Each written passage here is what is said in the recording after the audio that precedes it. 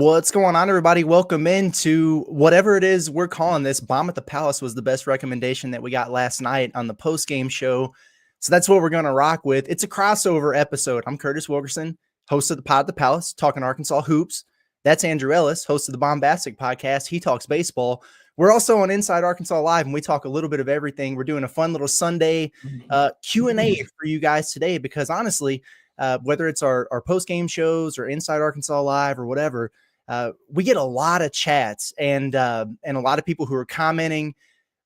We appreciate it, but we can't get to everybody. And sometimes we feel bad about that. So here we are. We're going to do an episode. We don't have a plan. It's up to you guys. You ask questions. You have comments. As long as it won't get us absolutely canceled, we're going to answer it. We're looking forward to it, a way to kill a little bit of time before Super Bowl gets started here later this afternoon. Andrew, my man, what's going on, brother? I'm excited. I'm in good spirits. I'm excited. I wouldn't say I'm excited for the Super Bowl. I'm like trying to talk myself into it. Not really worried about the game at all. Obviously, I've got you and a couple of our good pals coming over. And so that'll be exciting. But yeah, just killing time. And I think this is a great idea for a lot of reasons. One, because anytime you and I get on a mic together, it's special. It's heat. It's magic. To your point you were making, there's a lot of times where we'll be on our Inside Arkansas Live. And it's hard for me, especially. I live moment to moment. I'll try and answer so many questions on Inside Arkansas Live. And then it's like time for you to record Pod at the Palace. And it's like, well, we just spent 45 minutes talking about it or whatever. Or people will ask me stuff on Inside Arkansas Live and I'm like, just listen to Baumbastic or whatever. And then, like you said, last night on the postgame show, we had people that were like, hey, what's the roster look like next year? And it's like, this is a post-game reaction show. We're trying to stay on task, stay good here. And so I feel like this is a good way for us to catch up on anything we missed and just kick it with the fans, kick it with whoever and just have a good time. Just have a good Sunday hangout vibe. And I think we should do this more often. I do too. Yeah, we might make a thing out of this. Let's make sure it goes well first, actually. Yeah, exactly. This is really up to you guys. And the question that you asked, there are no rules other than the inmates are running the asylum here. You guys are dictating this. And so we'll jump right into it and really do appreciate everybody for rocking with us and tapping in on a Sunday. And one of the things I said when we put this out on social media was, hey, join us if you're free. I know some people got some things going on a Sunday afternoon, maybe some family stuff. And if you're not, then I encourage people to hit me in the comments ahead of time and say, listen, come back and listen later. We'll get to your stuff. We'll pop in and we'll start with a couple of those right away. And then we'll hop over into our live chat and roll through it. We got a baseball question to start, Andrew. This is 1000% right up your alley. There are certain baseball things I can chime in on, and I'll get better and better about that as the season gets here. But this is definitely for you. It comes from Rick Tillery over on X.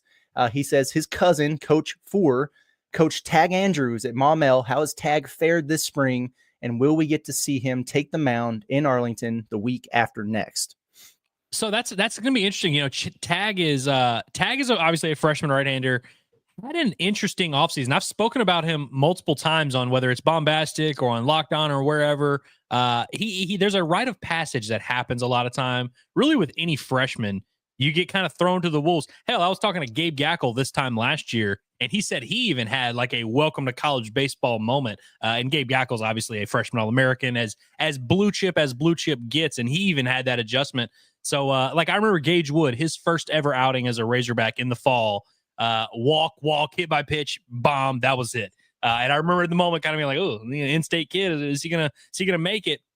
Tag had a very similar experience where his first scrimmage that he pitched in just got lit up like the 4th of July.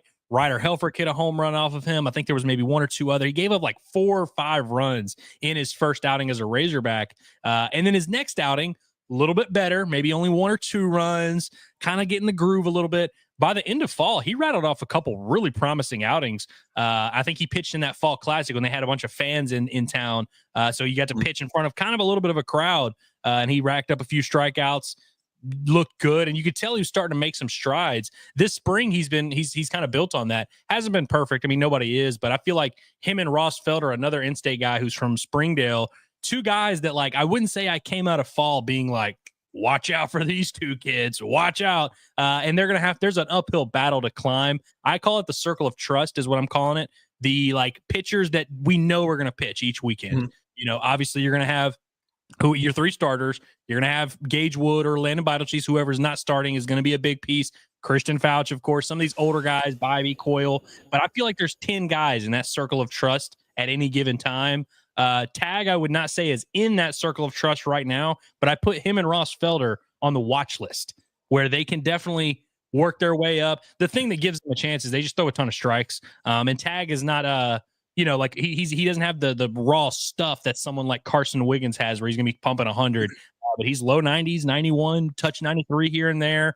Throws a ton of strikes, spins it pretty good. He's been facing the starting lineup the last couple weeks and fared pretty well. Like yesterday, I think he went like an inning and 2/3 or something like that, and gave up he came in with runners on first and third. Really did a good job settling it down, and so it's been cool to watch some of these in-state kids that aren't necessarily high on a ton of people's radar, myself included, seeing them fare pretty well. And I know Tag has a lot of people around the state of Arkansas who are cheering for him. Our good buddy Eli really likes Tag, and so it's good to see some of these in-state kids that are making their name. You're going to see him pitch for sure this season. I don't know if I can commit to Arlington because that's just 3 games on the weekend, but whether it's midweeks, maybe this first opening weekend, I think you're going to see him get some opportunities, and we'll see what he can do with it. Nice. You know, the one good thing about these in-state guys, I'm told they love the hog, and that takes you places, man. I feel like I got to admit, I do not know this kid, obviously, but I feel like if I was named Tag, I probably would have gone about my life as a stick as opposed to a pitcher. But hey, to each their own, man. Have at it. But good stuff there. And then another one we had on X was from Brian at GoHogs_. He says, would love to hear if y'all think we'll win enough games to make the NCAA tournament. Side note, you guys are doing a great job. Well, thank you, Brian, for the kind words there. And I did a lot of research today. I'm not going to give away too much of my my information. I was getting deep in the interwebs of these metrics and everything. Short answer to your question, yes, I think Arkansas is going to do that, and I will tell you why. They've got work to do. Like this is not a situation where Arkansas is where it needs to be or is where it expected to be coming into the season. But I really feel like, and Andrew, you said something to this effect last night of this is a new basketball team right now. And, I take it from pre-boogie to post-boogie. It's kind of like the Bible, man, Old Testament, New Testament, right? But you had that segment of the season where you were 11-7, you got off to an 0-5 start in SEC play. Like this thing was completely capsizing. And then the entire outlook and makeup of your roster just got turned on its head. And you didn't know if that was going to be a good thing or a bad thing. What you did know is that Boogie was second in the SEC in assists, and he led the conference in minutes, and he was your best 3-point shooter. And how are you going to figure that out? Anybody who's watched Arkansas basketball can tell that that they've taken significant strides. And it doesn't mean Boogie is a bad player, that he's not a winning player, but these guys are just in better spots. They're in more natural roles now. Look at DJ. Look at John L. Davis. Look at Big Z. All of these guys who are really starting to thrive. If you go crunch the numbers, you go over to Torvik, and you can take snapshots of the season. And if you look at it, Arkansas is 44th overall, and it's the same metric as like Ken Pom and everything else for the entire season. But if you just crunch the numbers of the last 5 games, the Boogie-less Razorbacks, they're playing like a top 25 team in the country. And small sample size alert, I get it. But if you take these last 3 games, which has been what we pointed out at the beginning of the season is their most difficult week, the most difficult stretch. You're at Kentucky, you're at Texas, you get Bama at home. They're playing like a top 15 team in the country. They're trending in the right direction. The eye test tells you so. The metrics tell you so. That's why they're back in position to be in position. If they continue to play this way and make these strides and play like a borderline top 25 team the rest of the way, yeah, I do think they're going to get there. If they go 4-4 the rest of the way, that gets you to 7 wins in the SEC.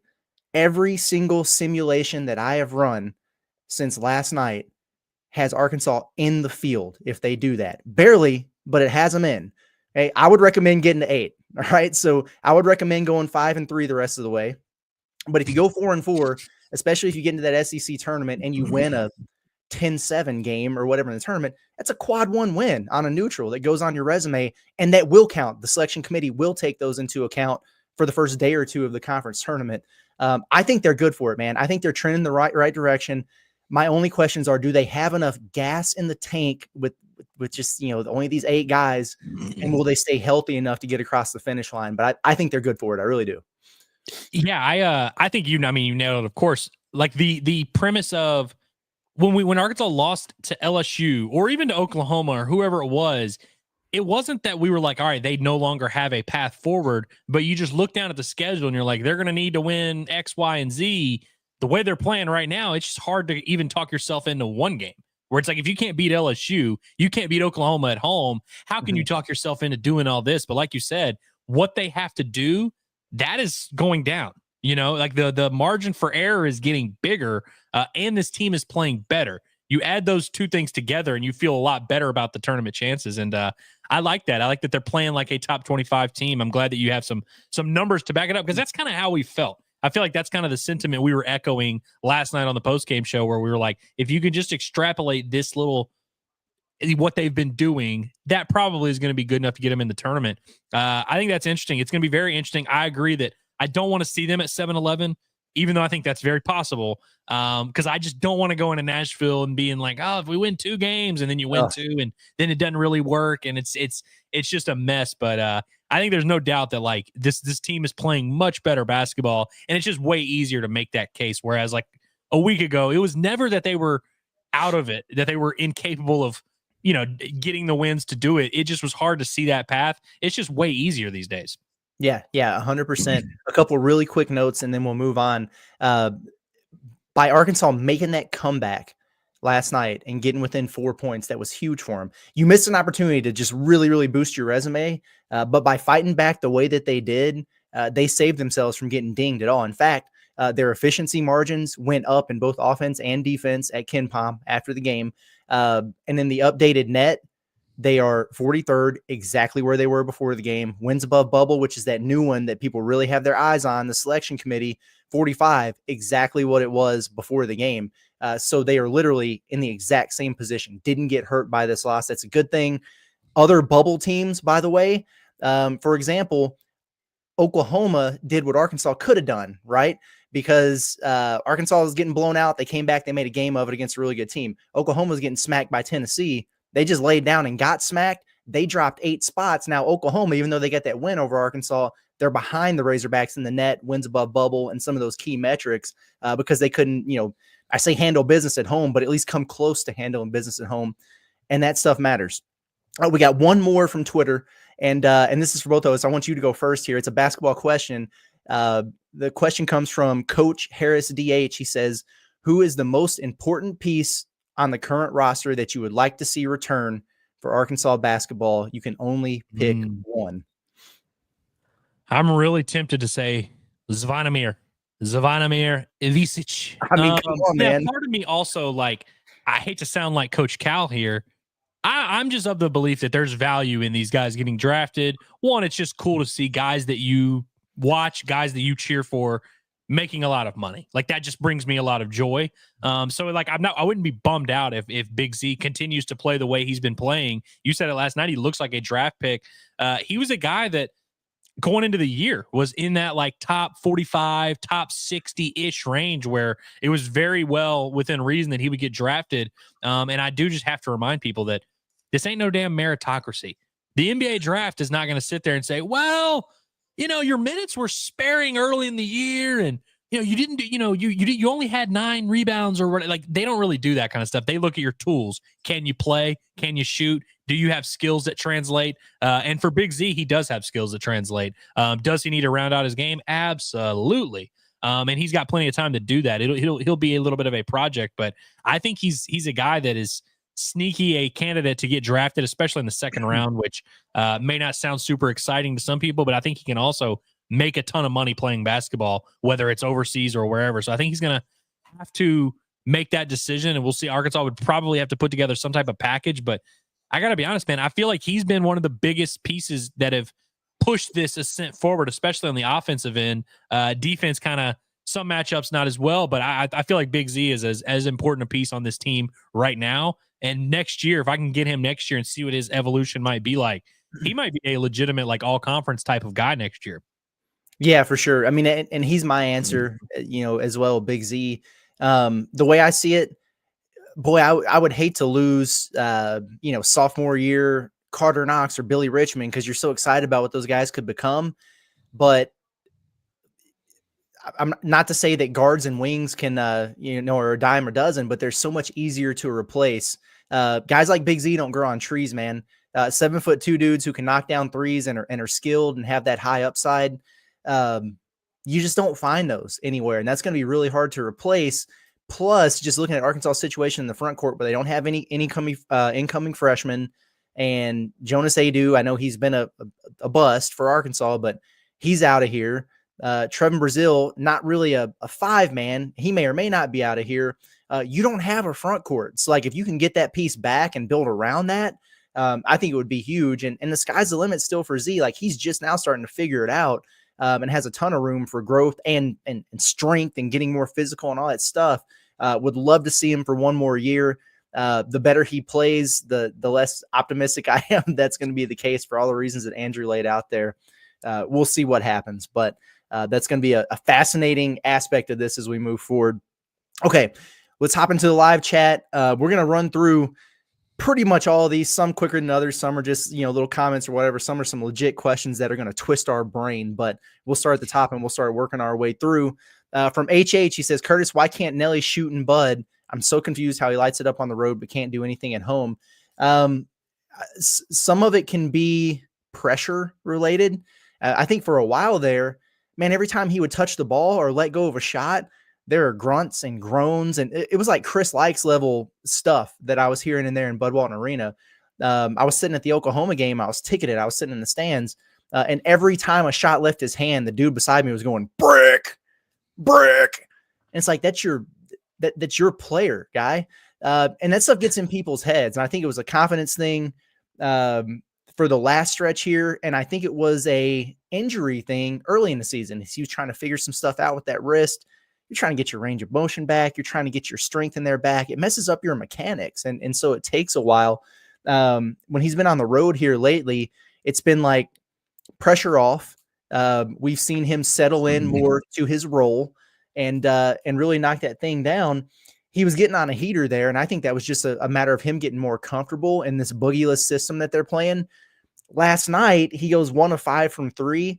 I don't know that it was Bud Walton Arena, in my opinion, so much as it was Alabama, because I thought they did a really good job of just running him off of screens, being right in his face on the catch. And I felt like everything for him was really sped up, rushed to the point where he was almost short arming some of those shots. Usually, even when he was struggling, when Nelly would take a 3, I'm like, oh yeah, that's going in. And then it wouldn't.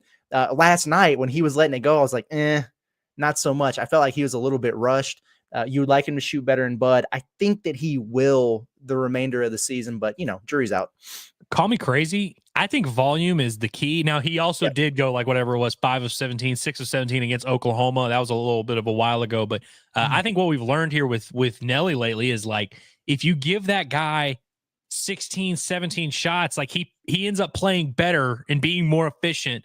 He's one of those guys that kind of sometimes needs a few shots to get going. Hell, against Kentucky, I'm pretty sure he missed his first 2 3-point attempts. Like, he's just a guy that kind of needs the large sample size. He needs a ton of dart throws, and which is perfectly fine. I think Arkansas needs his shooting. They need his scoring. Obviously, with Boogie out, you need all your guards to step up. But how many games this year have we looked at the box score and just said, man, Arkansas just didn't get enough from their backcourt from a scoring standpoint? And obviously, he's had a big part in that. So weirdly enough, I'm thinking 13 shots last night. I'd like to see that get up to 18, like you said, and maybe that helps him be a little bit more confident. But I know that sounds crazy when a guy's 4 for 13 to be like, oh, why would you want him to shoot more? I think he's going to make more. Like, I really do think he's just one of those guys. And again, I think Arkansas needs that. You can't win a shootout with a knife.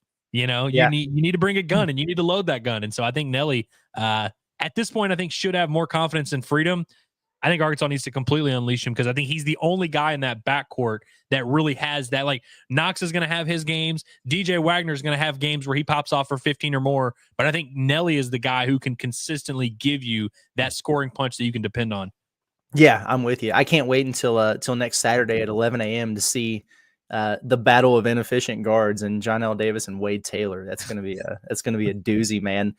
Christian Holt said, "This is awesome. Woo Pig Suey." Thank you. We appreciate it. We're excited, happy to do it. From Blaine, he says, "Curious about y'all's thoughts on individual players' mentality. Been a consistent theme from Cal since the summer. I've been wondering if that's the biggest barrier to them reaching their potential. I'm going to be honest. And I mean, if I can go first here, I don't Yes. think this is like a. I'm sure. Look, everybody has a different mentality. Who are we to like say whether a guy is in the right headspace or not? You never really know. One thing I'd say is that college students in general are just complete. I remember when I was 19, I was a complete roller coaster. And so sometimes I think you might see something from a kid on the floor. Like, for instance, I've seen a lot of people hard on TB. TB was not himself last night. It was just not a great game. Sometimes it's as simple as just like he might have been out partying the night before, or he just kind of he's 20 years old. These kind of things happen to these guys. But from an individual, like when I think about this team and their mentality, I actually don't get that. I think a lot of these guys want to play pro basketball. They want to be coached. They want to get better. I don't think like their issues so far this year have been like from a lack of wanting to or lack of, like a mentality focus thing. Like I think Nelly is a guy that, we've documented a ton. Like shoots more on that Noah chart than anybody. He comes in and gets his work. He busts his ass. He cares, despite the fact that he played poorly early in the year and he might not shoot great every game. That's a guy that cares, that like wants to be better. DJ Wagner, we definitely don't have to question like whether or not that guy really cares, is in the right headspace. I think you go on down the line. These guys fluctuate and they don't play well every game, but I don't think it's because their mentality is not in the right spot. What say you, Curtis? Yeah, no, I agree with that. I think about these guys over the course of the season. It's a process to learn about who you are as a team. And part of that is just figuring out what works for guys and what doesn't in terms of approach. I think Trevin Brazile and John Calipari that's a good marriage between player and coach, better than what Eric Musselman was, because John Calipari does a good job of preaching positivity and coaching them up. And sometimes I think that's what Trevin needs, as opposed to getting yelled at, screamed at. And all of a sudden we've seen his motor really pick up. And that was the thing that was lacking for him at times. Big Z, a guy who they openly admitted, like, hey, we need him to take this a little bit more seriously and take more accountability for himself. And then as he's been on this run, what have we heard over and over, whether it's Cal or the other players or the assistants that talk to us? It's like, oh no, like he's about his business now, and he's putting in the work and he's taking accountability for himself out there on the floor. And you see him kind of reaping the benefits of that. Nelly has started to figure it out now. The only guy that I could really look at and wonder about his mentality would be Jonas Adu. And that's easy to do when it's the guy who was, supposed to be your best transfer or one of your best transfer additions, and he's giving you nothing. And we don't know what that is. We don't know if he's pissed off about his role or if he's frustrated because he's still injured or both or whatever it might be. We don't know about these people's lives. And I don't really think this is a mentality issue. In fact, I think their mentality is significantly better now than it was a couple weeks ago. When Boogie goes down and John Calipari is being asked, like, how do you keep this team from letting go of the freaking rope because of the struggle bus here? It would have been easy to go, man, like we dropped 5 in a row. Everybody's talking about this is the worst start in SEC history. Our best players out. Screw it. I'm just going to do me and see if I can get to the draft and get the hell out of here.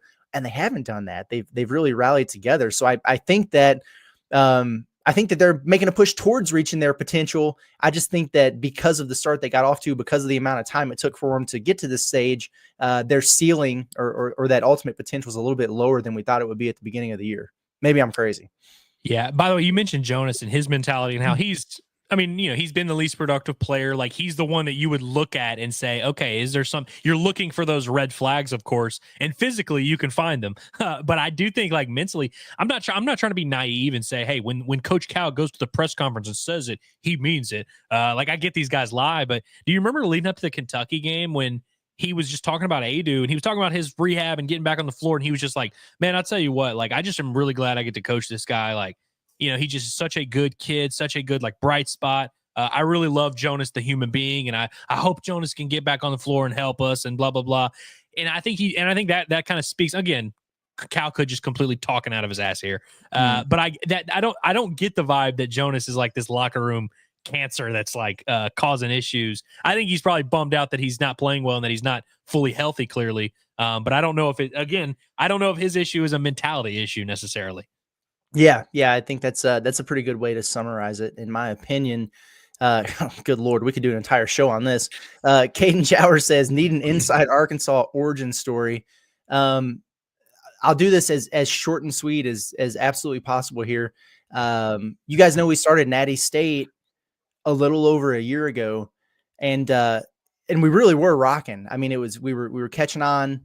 It was going well. We were in a bad situation with a business partner that was in this thing for the wrong reasons. And we had to break that off. It was just, if we're going to do this, we want to do it the right way. We want to have creative freedom. We want transparency. And we weren't getting that, man. It was a bad situation. We had to get on the other side of that. And when Natty State kind of dissolved or went away or whatever, we always had a plan. And I think that's what a lot of people don't realize. It's because people were thinking, oh man, these guys, they bailed on John Neighbors because he's an idiot or what, I know he caught a lot of flack and everything. We always had a plan to relaunch. We just had to have the right timing. We had to make sure we had our ducks in a row, T's crossed, I's dotted, whatever. And we were really pushing to relaunch around the start of fall camp. And we did that, and we wouldn't have done it if it wasn't successful before with Natty State. Like if we didn't believe in this thing, whenever all this bullcrap came up in the summer, we've just been done with it, gone our separate ways, went back to hog sports or whatever. But this was really working, and we were excited about it. And we knew that the potential was there, and that's why we continued to roll with it. And turns out I like Inside Arkansas better. So here we are. Yeah, I'm not going to add too much to the story because you covered it pretty good there. That was a good synopsis of our plot summary to this point. But no, it's something that I agree. Like it's something that we definitely believe in, and I'm glad that we took such a bizarre route to get here, but we somehow landed in the right spot. And I do think like now more than ever, like I'm more confident today than I was a year ago. Well, definitely more than I was a year ago. But like that was the most frustrating part about the whole summer is like, it'd be one thing if we just tried something and it didn't work and we're like, all right, back to the drawing board. I could have lived with that, but it was the fact that we had success and that we had things out of our control that screwed us. And we had to, and it's not like you and I could publicly just go out there and tweet and be like, actually, our numbers were great, but this guy screwed it, so we kind of had to be a little coy and just kind of eat it, which same that we did. That's why we did it so well going to Kentucky last week, eating the shit. It's because we know what it's like to just quietly eat the shit and then end up winning in the end. And hopefully that's what we're able to do here. Yeah, exactly. Well said. Eric Musselman's Ghost. Love that, by the way. Our boy, by the way. This is our boy, Beeler. He says, would really like to hear y'all's favorite basketball and baseball games the Hogs have played in. The basketball game for me, it's pretty easy, honestly. There's two that I go with. One was beating Texas Tech in Hinkle to get to the Sweet 16, a place that they hadn't been since the mid-90s. That was an incredible experience. It's too bad that it was like reduced attendance and all that, but to be in a historic building like that and get that done was crazy. And then being in the building when Arkansas beat Gonzaga, the number 1 overall seed, at the Chase Center. And it was crazy because the teams that were there, like Coach K is there and it's his last hurrah. Gonzaga's the number 1 overall seed. It was like Arkansas was just an afterthought being there the entire time. And so it was the full on us against the world, backs against the wall situation. And for Uncle Trey Wade to go out there and do what he did and take it to Chet Holmgren, incredible experience. Absolutely loved it. Yeah, those are good. My basketball one is always just going to kind of be that Auburn game just because of how fun that was. And because I wasn't at the NCAA tournament games, which is really the key. So those are my basketball picks. Baseball, it's hard to look past the 2022 regional. Weirdly enough, on Christmas Day, I put out a list of like the top 5 Dave Van Horn games. And I was stupid and was like, I'm not going to just do 5 NCAA tournament games. I'm going to try and mix in some other games. In hindsight, that was stupid as hell because I left this game off the list. And then as soon as I posted it, had like a comment that was like, hey, you should have had that game. And I'm like, you're right. Yeah. I should have. It's freaking awesome, man. It's a big time one. And again, I wasn't even there in Stillwater, but just covering it, it was crazy. The battles deep into the night. That was just a classic there. It's funny, the Charlie Welch game, obviously the Charlie Welch home run and the moment was awesome. The game really wasn't that great. In fact, leading up to the home run, it was like hit by pitch, error, walk, wild pitch. It was like Nebraska was already giving Arkansas the game without Arkansas having to do anything. And then the Charlie Welch home run just put the nail in the coffin. But like Arkansas had already taken the lead. Like it was kind of, the game was a little bit of a snooze fest outside of Kevin Kopps just doing the thing. I think they started Jackson Wiggins in that game. Sounds right. Pulled him after like 4 outs. Real quick. Like, we're going right to Kopps, finish the sucker out, and then finish it out. He did. I'm trying to think. 2018, when Arkansas beat Florida in the College World Series. I was an intern at Pig Trail Nation. I love telling this, but they posted one of those videos after the game, like the video recap. And when Dave was talking to the team, he said, "I don't care if they've got the best pitcher in the SEC.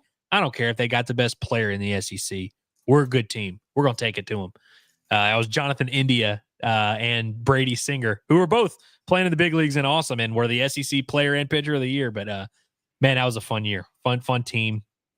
It's crazy the season ended right after that game too. Yeah, it's unfortunate. Yeah. Let's see what we got here. Angel says Big Z's looking like an NBA player. Yep. That's good for Arkansas's current season, but for those who want to keep him around, chill out a little bit, big fella. Let somebody else eat. SCT says, Andrew, what's more likely?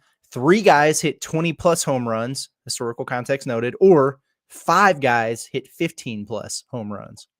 This is a great question, and it's one that's been on my mind a lot here the last couple months, because Arkansas, like, they haven't had a guy hit 20 home runs since 2017, and that stat has just been living rent-free in my brain while I'm watching all these other teams, Tennessee, Texas A&M, and just seeing all these guys that go up to the plate and they're like, "Oh yeah, here's Christian Moore's stats. He has 39 home runs and 120 RBIs." And you're like, did he play an MLB season? How the hell did he get Albert Pujols numbers? What the hell is that? It's like, it doesn't even look real. And I'm like, Arkansas hadn't had a guy hit 20 in a damn near a decade, and we got these dudes that are hitting 35 home runs, and obviously that's very historic. Like, there probably won't be someone do that, but it kind of rubs me the wrong way. And so I do think Arkansas is equipped to have a couple more of those guys.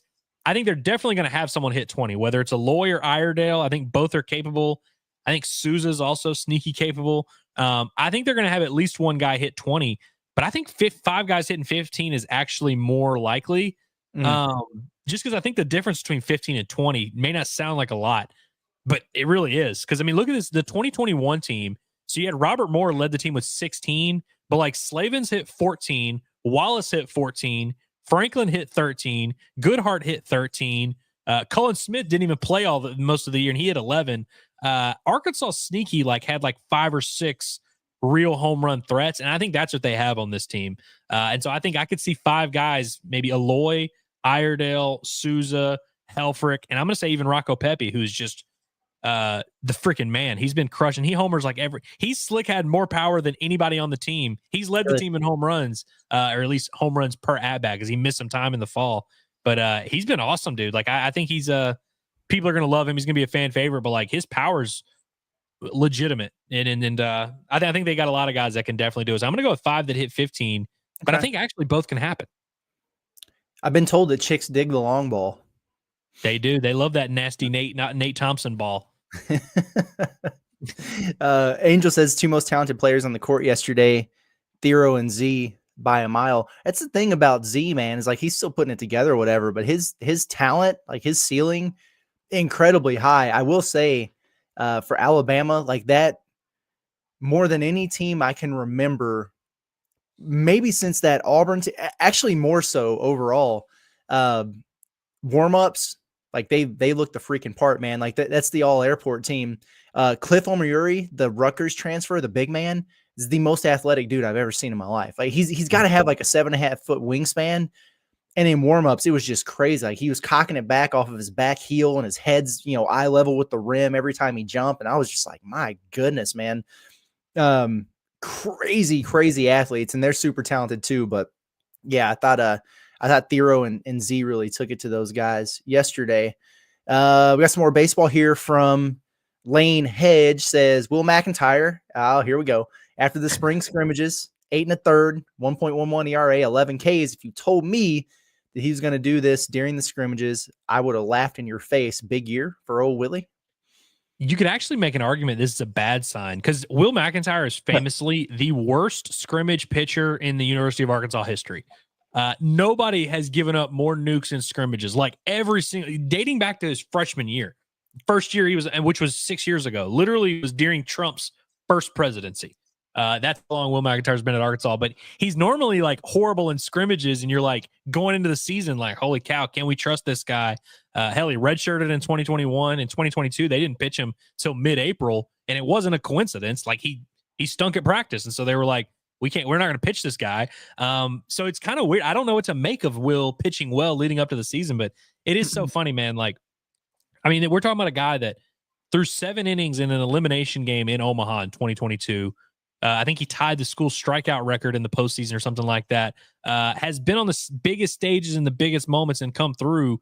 His role has kind of changed every year, but I mean, a guy with 200 innings, the idea that like it's as like, because I know a lot of people that love Will McIntyre, but there's a lot that kind of wonder why DVH leans on him as much as he does, and I'm just like, I don't know how you don't. You know, he's earned a lot of the benefit of the doubt, and when you're trying to figure out all these roles for these young guys and figure out, oh, can this guy handle this situation? Can this guy handle this situation? Because as a coach early in the year, that's all you're doing, regardless of the sport.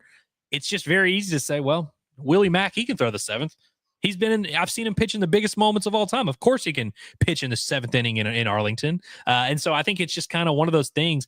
I don't think he's going to throw as much as he's thrown the last couple of years, which is a good thing for him and Arkansas. He threw like, in 2023, he threw like 83 innings or something like that. Like, I think he threw more innings than Hagen Smith that year. Wow. And so like there's room for his role to change, but he's thrown as well as he's ever thrown. And so I won't be shocked. Hopefully all the guys in this pitching staff that we rave and we talk about, whether it's Carson Wiggins, Christian Fouch, Will McIntyre, going down the line, I hope that they are careful with how they use all of them to where you're using them for a smaller amount, but they're more effective. Whereas Will, I think, has been a victim of being depended on too much, to the point where he ends up giving up runs and his line looks bad and we're all like, oh, you suck. But it's like he almost is too dependable, and that's why he was out there. And so it's hard to, I mean, frankly, there's guys like that in sports all the time where Simeon Blair is that guy. He's like he was just like too dependable, and then it's like, all right, now he's bit off more than he can chew. Hopefully Will McIntyre gets the exact right amount to chew, because I think he can chew through a few lineups. Love that. Love big Willie Mack, man. I'll never forget what he did in that postseason. Was it 2022? Yeah, man. He just can't. I mean, North Carolina and Oklahoma. Yeah, pitch until April, and then by the end of the year, they're like, game 2 of the Supers. Here's the ball, kid. It's on you, guy. Here we go. Hayden Omer, we appreciate the super chat. He says the greatest collaboration since Run DMC and Aerosmith. Who's who here, you think? I think I got to be Aerosmith, because I think I just have the hair. You know? Yeah, okay. All right. Like I kind of have a little Steven Tyler look. Fun fact, I didn't know what Run DMC was until post Darren McFadden, because I remember like, calling him Run DMC, and I was like, wow, that's a cool nickname. Don't know what that means, but it sounds cool. Run DMC, and then I'm like, oh, there's a music group. Okay, cool. SCT says Fisher currently flying below the radar as a nasty bullpen lefty as well. I remember talking about him a lot this time last year. Did he wound up being the 4th starter? Did he start that game that me, you, and Scotty went to? Yes. Middle of the day? That game and pitches. I think he pitched like 5 innings and maybe gave up like 1 run. Like, was really good. And actually, I don't think he gave up a run. He also came in clutch in Arlington in that game. He ended up technically getting the loss, though he did not give up an earned run. It was a weird thing where like they bunted in a run. I don't remember how it worked out, but he pitched really well in that game too. Had a really solid freshman year. Was like the midweek starter for Arkansas, a guy that seemingly they were grooming for a weekend rotation spot. Ends up getting shut down for the year about halfway through. But he was way ahead of schedule on his rehab. He was able to pitch the last few weekends. Yesterday was the best he had looked, because he got back to action, and then his first couple outings in the spring. Or I say spring, January. You know, they were fine. Nothing to write home about. Yesterday, he pitched against the starting lineup, went 2 innings, didn't give up a run, worked out of a jam. Like, just looked a lot. I mean, just throws a ton of strikes, left-handed, confident, Like it's really hard to be bad when you have some of these just core skill sets, and he's got them. So it's gonna be interesting to see what they can do with him. Let's see. This is funny from Garrett McCullum. He says, I read the heading and thought I was still drunk, but I was like, I'm tuning in anyways. We were hoping that was how everyone reacted to this. We teased it late last night. It was like towards the end of the basketball post-game show, and then we put some tweets out today, but I was wondering, like when we go live and people get those YouTube notifications, they're like, what the hell is this? What's going on here? And then just click to find out, when in doubt, click and find out. You know what I'm saying? Let's see what we got here. Caden, he says, here we go. He says, you think 7 SEC wins is the floor for the tournament, or 6 and some SEC tournament wins get us in? I'm just not seeing it with 6, man. And we talk about like what Arkansas's conference record needs to be and everything. The selection committee really doesn't look at that much. They're looking at other things. Like they're looking at, your quad 1 wins. They're looking at your road and neutral record. There's a lot of different factors and the metrics that they take into account. It's really not about like, where did they finish in their conference standings or whatever. I just can't see a world where they would put a 6-12 SEC team in the field. The only way is if so we're there at 3 wins now. So if you beat A&M on the road, Auburn on the road, and then whoever the next best team is, Missouri or Mississippi State or whatever, like if those were 3 seriously high quad 1 wins, and then you go in the SEC tournament and you beat Florida and somebody, you know what I'm saying? Like you would have to really do some nasty work, but I just really don't think so. I think 7 is the floor, and even that is probably a little bit iffy. Yeah, personally. And I also think we would definitely make the mistake if Arkansas went 6-12 and then went to the SEC tournament and won 2 games. We would all be stupid for being like, oh, they're good. I agree. Like I just don't think, because you see it happen every year. A team that is in that like maybe 55 to 60 net BPI, whatever range, but they're 14-4 in conference because they're in some stupid conference. Those kind of teams end up getting nods, like and so it's like conference record. But I agree with the conference record. It's more about kind of who you play and who you beat. And I think that would be the thing is if Arkansas is only winning 3 games the rest of the year, you listed off like A&M, Auburn, and all that. Realistically, what it would be is they beat LSU. Exactly. Maybe they beat Texas at home. And South Carolina. If you whiff on all the good teams that you play, I don't know. It's going to be really tough for me to be super confident. But I even 7-11, I won't be like jumping for joy. But it does seem like 7-11 would be hard to keep out of the tournament, especially if you go and win a game or 2 in Nashville. And Caden, he might comment on this a little bit later, but I saw someone mention the 6-12 thing. I can't remember if it was like Seth Davis or Jimmy Dykes, or it was one of those talking heads that was like, I could see a 6-12 Arkansas team making the NCAA tournament. Yeah, I don't know about that one, man. Yeah. Dalton's Motorsports says Cal's supposed to be visiting Nate Ament again this week. He's visiting him now. As far as I can tell, see, like Arkansas is still trying to recruit him. Now, this is a 5-star top 5 player in the 2025 class, 6'9" forward, but he's kind of like a jumbo wing, really big time shooter, elite talent, very, very skinny. But he's good, man. And it's interesting. It's a long drawn out commitment. He's going to be a late commit. Duke, Tennessee, Kentucky, Louisville, good handful of schools still recruiting him. Arkansas has not gotten on a visit yet, but they've gone out, Cal specifically, and visited him a number of times. They get him on campus for a visit. I'll start taking it seriously. As of now, I kind of think they're done with the high school kids. I want to get your thoughts on this. SCT says the strikeout numbers for the starting lineup are shockingly low. 3Ks, 4Ks in a game is so nice to see. Do you think that's a sign of things to come? So a little bit, but I also would say like Arkansas still has guys that are going to strike out a lot and that do strike out. Like Vahiva Loy, who is one of those guys who hasn't been striking out a ton. I think his strikeout numbers are going to be a little bit better, but I mean, at his core, he's still going to be a guy that strikes out 45, 50 times.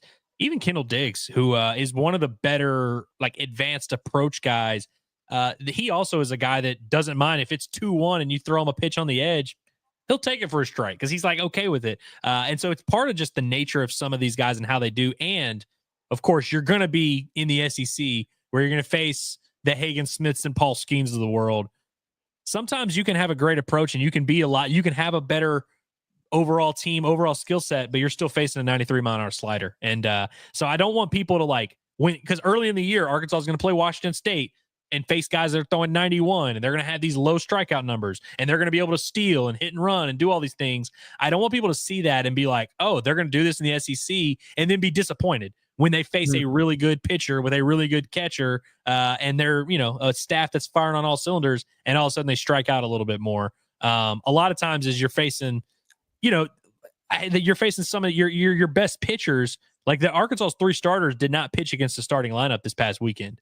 And so it's like, I think once you get into SEC play and these games start mattering, you'll still see a good bit of strikeouts. But I do think it'll be down to an extent, though. So I don't want to throw a ton of cold water on it, but yeah, I feel this team's still going to strike out a good bit. Like, let's just be honest. Right. I always look at it from I think about football, where it's like in camp, it's like, man, the defensive line is killing it.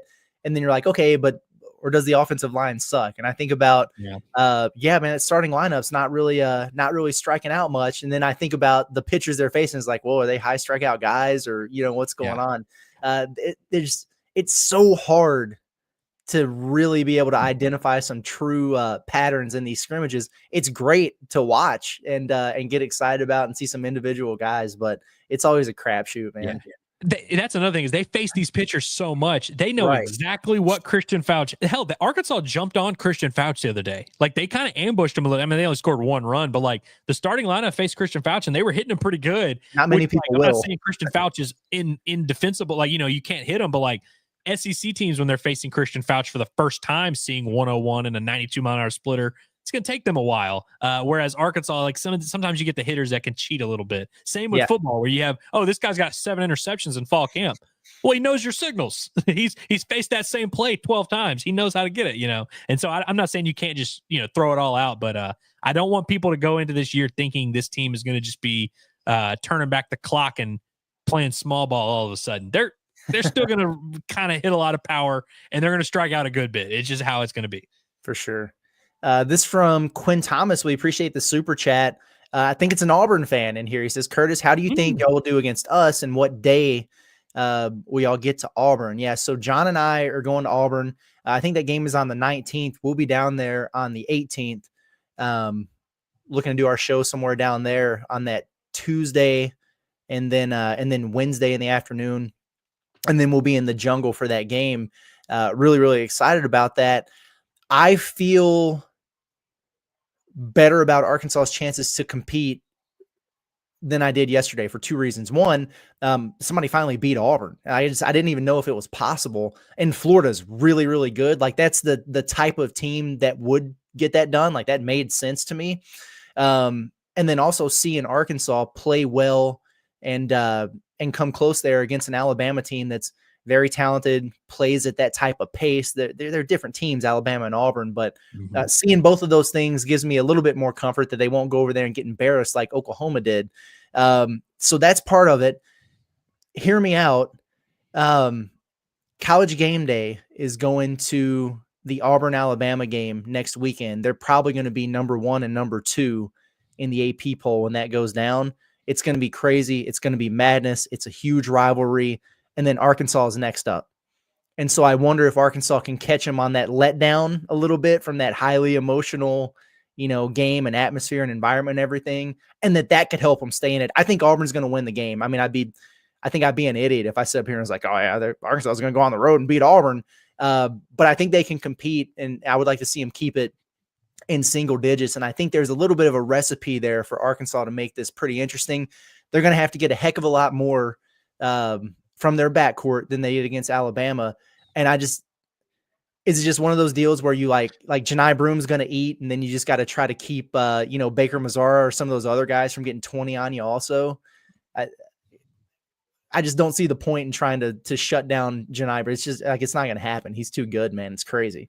Hey, we had a Janai Broom hater in the chat. I don't know if I started or not. I can't wait to find it. That dude, he's something else, man. He's really good.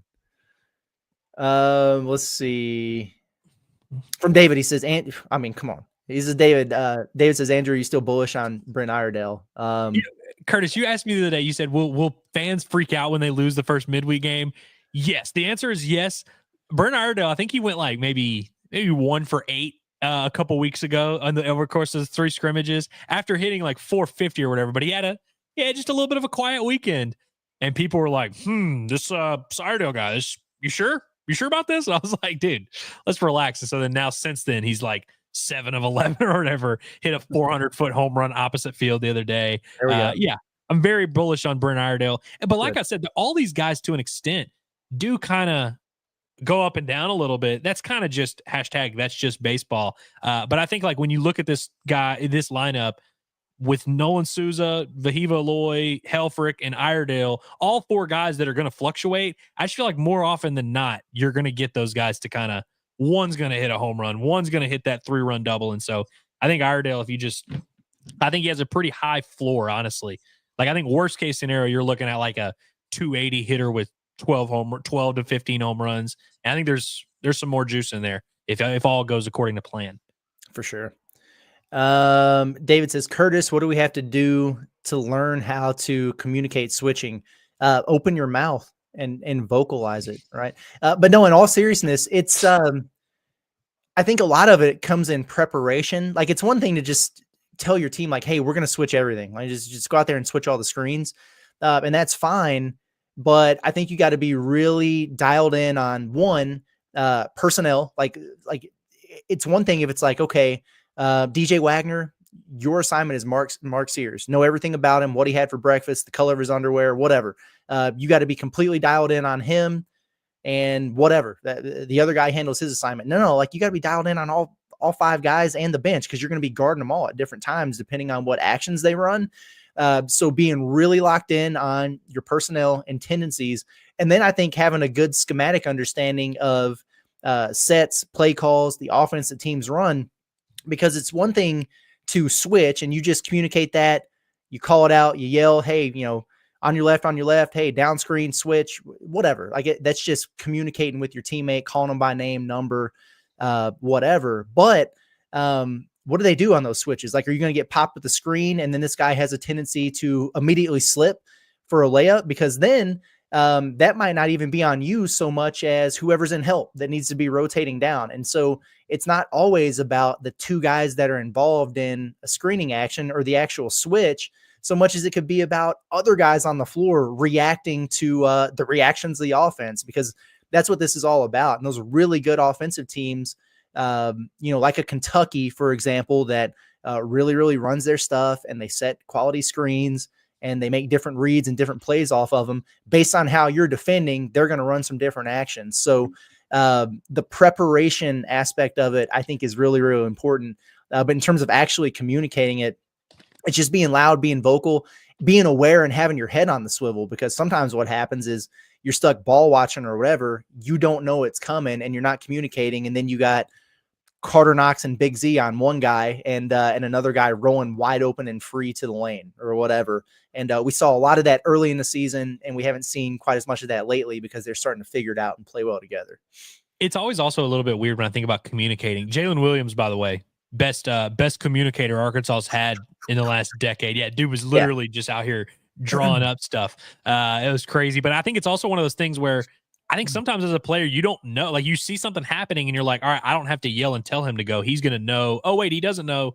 And you kind of have to have that balance, because you also don't want to be the guy who's over communicating, who's like yelling and, for no reason. But I do think that like just kind of part of the system. And I think they need to take notes from Jalen Williams, what they need to do. Everyone needs to embrace that.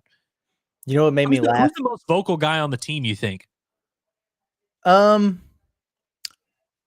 DJ. That's kind of where I thought too. Yeah, probably DJ. I've seen Thero more and more. Honestly, John L. Davis has been way more vocal lately, which is good to see. The funniest thing I saw all night last night was Big Z, and he was having a hell of a game, so he can do and say whatever he wants. But ball comes off the rim, and Thero goes up, couldn't secure the defensive rebound, just kind of fumble-handed. It goes out of bounds.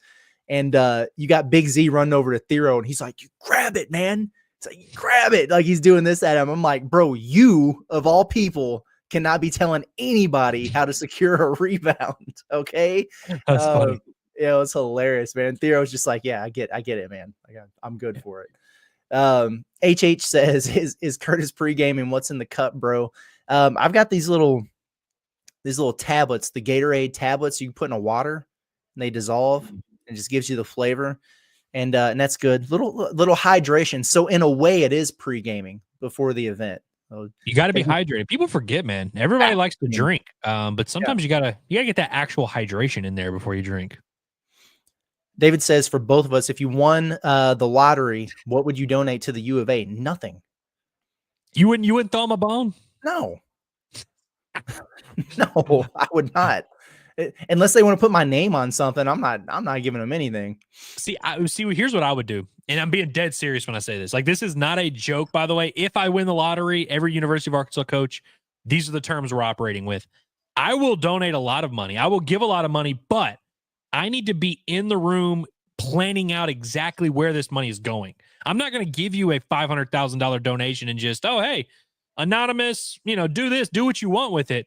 I want the football coach to come to me and say, receiver, he had 900 yards last year at whatever school. We think we can get him for this much, but he's asking for that. I need to really know where this stuff is going. I need to know I need to know the players I'm purchasing. And I want to be able to look them in the eye. I want to be in the meeting, frankly, and say, listen, son, I'm about to hand you a check for $2 million. I need to know that you're embracing the hall. I want to really be there involved. And so I know it sounds like I'm kind of like doing a bit. I swear to God, I'm being dead serious. Like if I won the lottery and had a ridiculous amount of money, I would want to just pay for specific things. I think that's probably the way to approach it. Yeah, I think that's good. What's the going rate for an ace in the SEC? Yeah, that's right. I'll sign up. After seeing what's happened to our man John Tyson with some of his investments this year, I'm thinking about, because I immediately thought about that. I was like, I'll just go find the number one guy in the portal and just go buy him. And then I'm like, would I though? Yeah, I don't know, man. I think really knowing you, Curtis, I think you would be scouting so much. Like you would have. I mean, you would have probably now again if you would have scouted Nelly Davis, you still would have been like, yeah, let's give him 1.5 mil. Like this works. But I think you would definitely be involved in like I think this guy's worth it. And that's why I'm giving you money for this guy. There is a YouTube short that is still in our feed from a year ago where Scotty and I were doing a pot at the Palace. And I was like, if I had $1 million to give an NIL, it would be to John L. Davis of Florida Atlantic. Like that did this whole thing on it. And when they got him, I took my victory lap, and then now I'm like, oh damn! But at least he's playing better now. So yeah, at least he's a net positive at this point. Yeah, exactly. Dalton wants a Zach Root update. Root threw really well yesterday. Threw 5 innings. I think he had 8 strikeouts or something like that. It was the best he's looked since he got to Arkansas, which is convenient considering the season starts next week. But what's crazy is like he might be the worst starter Arkansas has, and I say that's a very loose term. I'm talking about among the 4 guys. Like Gackle is of course a potential top 20 talent. I think Beidelshees is a little bit more high ceiling as a prospect, and I think Gage Wood has maybe as good a stuff as any of these dudes. Like he's got a really good arsenal, but Root is maybe he has the highest floor. Like I think he just strikes the most. He's started and gone deep into ball games. He got banged up last year and still ended up throwing like 75 innings. I think he had like 4 or 5 starts that went further than 6 innings. Like he went 7 innings multiple times. So I think he's going to be one of those guys where he's going to have, and he's left-handed, which always is just, if you have 2 righties, a righty and a lefty, and they have the exact same skill set, I'm always going to take the lefty. Like I just kind of lean towards that. And I think hitters would rather face the righty. He throws a ton of strikes. And so he's had some outings throughout the, fall and early season scrimmages where he's gotten touched up a little bit. Maybe hasn't been super sharp, but yesterday he was sharp. He got through 5 innings on like 62 pitches or something like that. Once he gets a roll, he's fun to watch. He really is. He mixes up. It's really 4-pitch mix, and it's any count.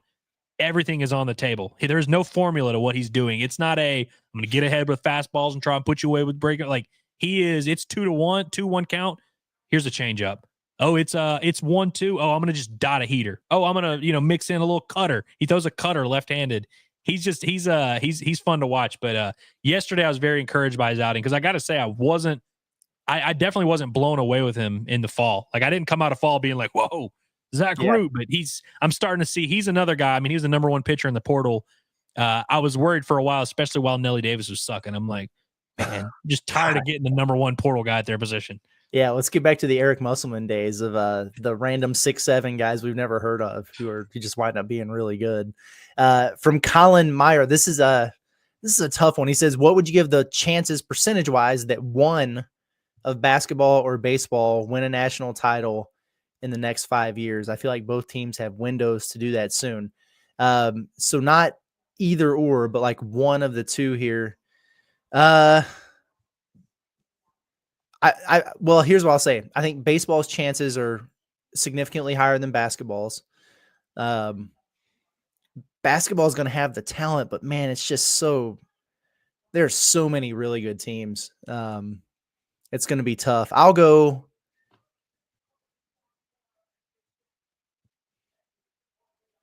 23%. Okay. I was thinking around 30. Okay.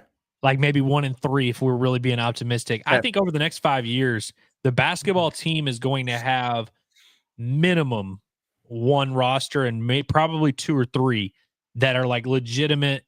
You can make a case, you know, one of the best rosters in the country and a roster that's capable of winning a title. Everything would have to go right. Like, I think like it would just have, I mean, that's just how it works in sports. Yeah. And I think baseball is going to have a couple. I mean, I think they got a team this year that has the pieces, could very well win it. And I think over the next 3 years, they really like have to get it done. Got to. But I think that combined with basketball, that's going to probably have at least one team over the next few years that really is a big time roster. I'll give them a 30%. There we go. Okay. Good. We're in the same ballpark. Cats by 90, always here. Says, I knew Arkansas would be better without Boogie. I'm still not convinced he has an injury. It's a fake tape job on that hand. You're trolling. He had surgery on this. I mean, this is just a troll job. He had surgery. The hell are you talking about? Come on. You're better than that. But they are better without Boogie. I mean, there's no denying that. Did you know that was going to be the case? No, you didn't. I'm not giving you that credit. This is a couple good ones here from David. He says, if Curtis was a baseball player, I feel like he would be a pitcher. I was 6'4" lefty. You know what I'm saying? And then we had, where'd it go? Yeah. If Andrew was a basketball player, I feel like he would be Kamani Johnson. How do you feel about that statement? So I feel like, one, I'm not that big. Like I'm 5'10", maybe 5'11" on a good day. So of course I view myself as more of a guard. Even when I played basketball, like I was always one of the smaller guys on the court. I think I'm right-handed Courtney Fortson. There we go. Yeah. Okay. We'll give you that. And look, I think that's fair. Like, you know, he's not a generational talent, but he's a talented guy.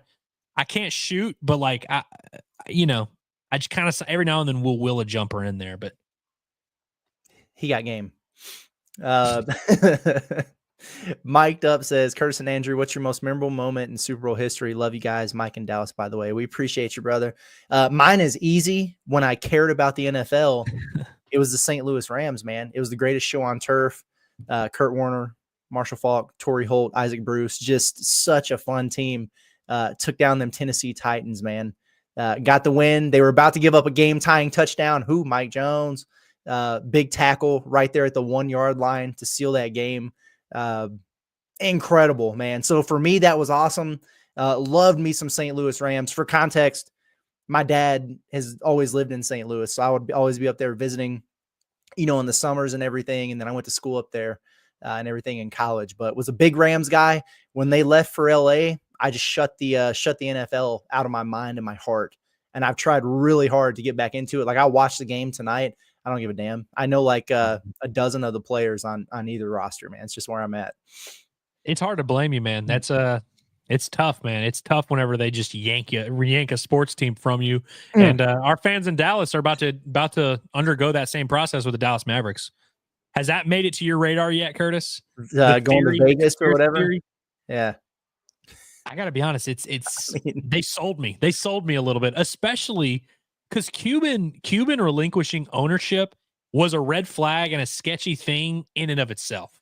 Now he may have just gotten bored or whatever, but like 10 years ago, if I would have told you Mark Cuban one day is just not going to own the Mavericks, you would assume that he died or that something like No it was doubt. Yeah. forcefully ripped from him. He didn't seem like a guy who was like looking to get out, you know? So I wonder if there's just a little something going on here. And I mean, if you want to tank a relationship between a fan base and a franchise, doing what they just did would do that, I would say. Yes. Yeah. No. But no I guess doubt. I need to answer the question. I was gonna say, yeah, what's your thing, man? So like the Patriots Giants Super Bowl. I remember watching the one where David Tyree caught the ball on his head. That one, yeah, that was a good one. I remember watching that at I remember vividly where I was at. I was at we had like a church group watch party thing at this guy's house, and so I remember that. One of my favorite Super Bowls ever, the Super Bowl where Malcolm Butler for the Patriots made the interception of Russell Wilson on the 1 yard line. Where they should have ran the ball. And then it became the whole thing of why didn't you just run the ball at Marshawn Lynch at the 1 yard line? That Super Bowl, I had to leave in the middle of the fourth quarter because we got a call from our baseball coach that was like, hey, the rain's about to come in here. We need y'all to pull this tarp. Sunday at it's Super Bowl Sunday at 8:30 p.m. And our baseball coach made us drive up to the baseball field and pull the tarp and get it on the field because he knew we had a big rain coming in. And so we were so pissed, but we got back just in time to watch the Seahawks drive as they were going down, and then ended up getting picked off at the 1 yard line. And so the timing of it, we were at my buddy's house watching, and that was a fun time. And then you had the pissed off because we got to go pull the tarp. We get back just in time. And so that was probably my most memorable Super Bowl moment. And it's because it's such an easy, I referenced that, and I'm sure everyone in the chat knew what I was talking about. The pick at the 1 yard line, Marshawn Lynch. Why didn't you hand it to him? And so I think that probably sticks out to me. Love it. Let's see. Okay.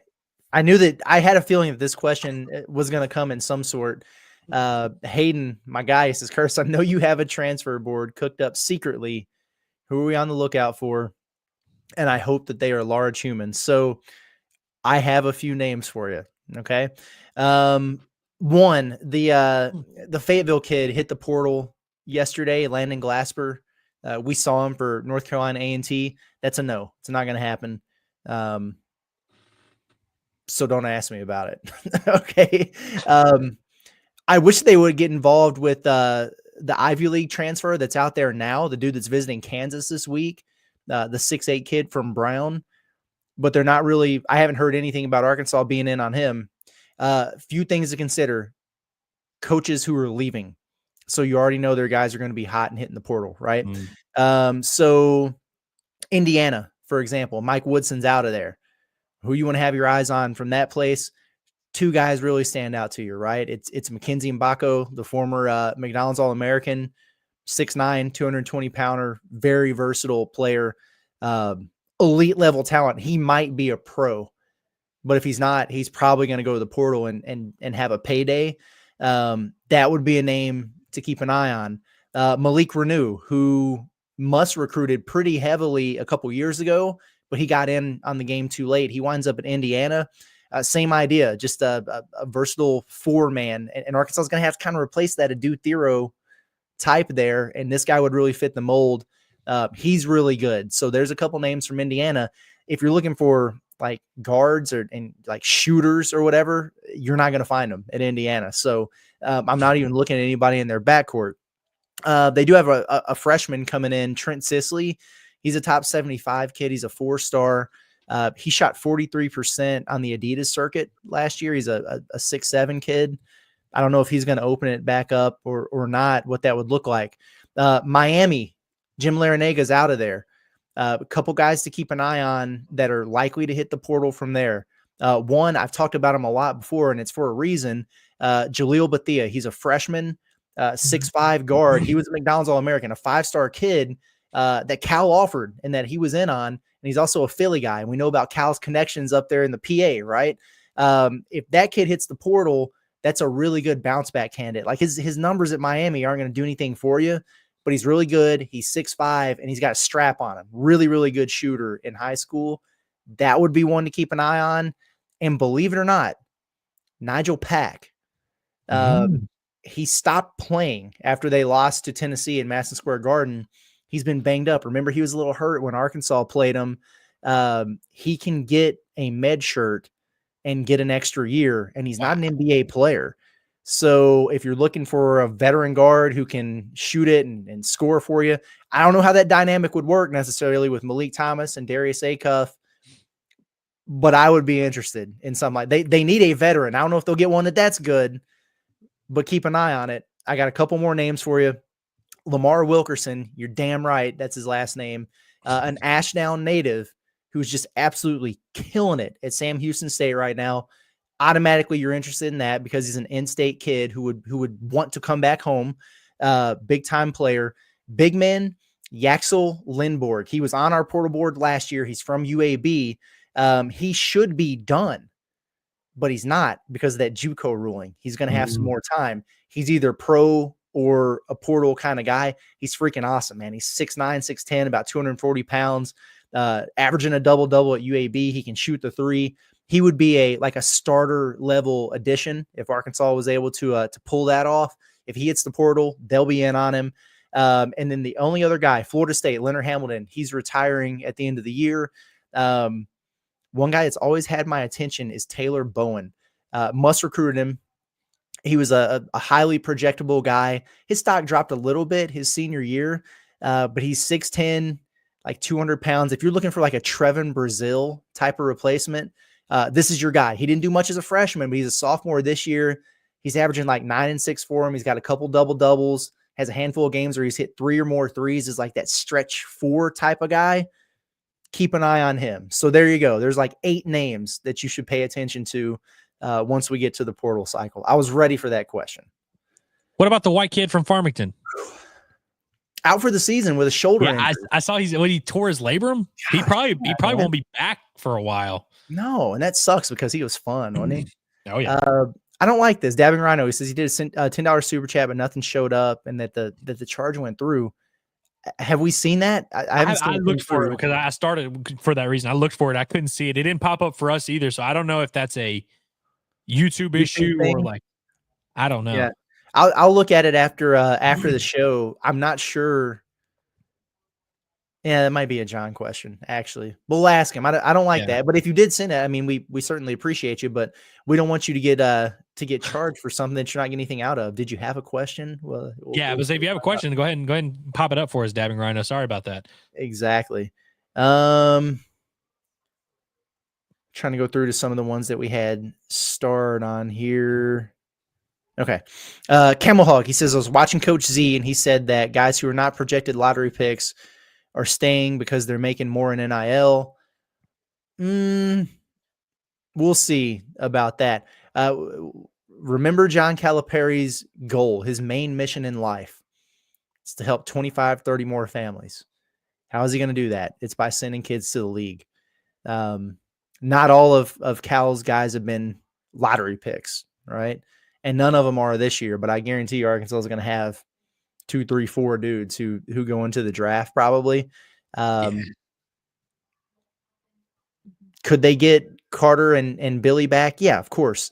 Would it make sense for a guy like DJ, he's definitely not a projected lottery pick. He's not even projected to be draftable, to come back because of NIL? Yeah, I don't know how that would work with the guards they have coming in.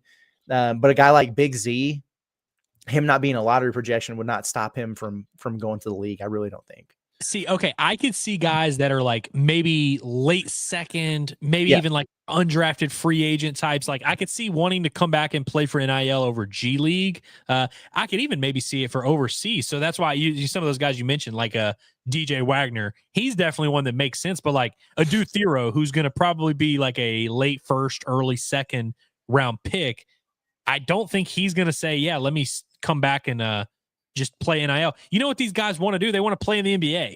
And so I think if they're going to get an opportunity to play in the NBA, they're going to take it. I think the only ones that you would really have a good chance to get back would be guys that aren't getting drafted at all.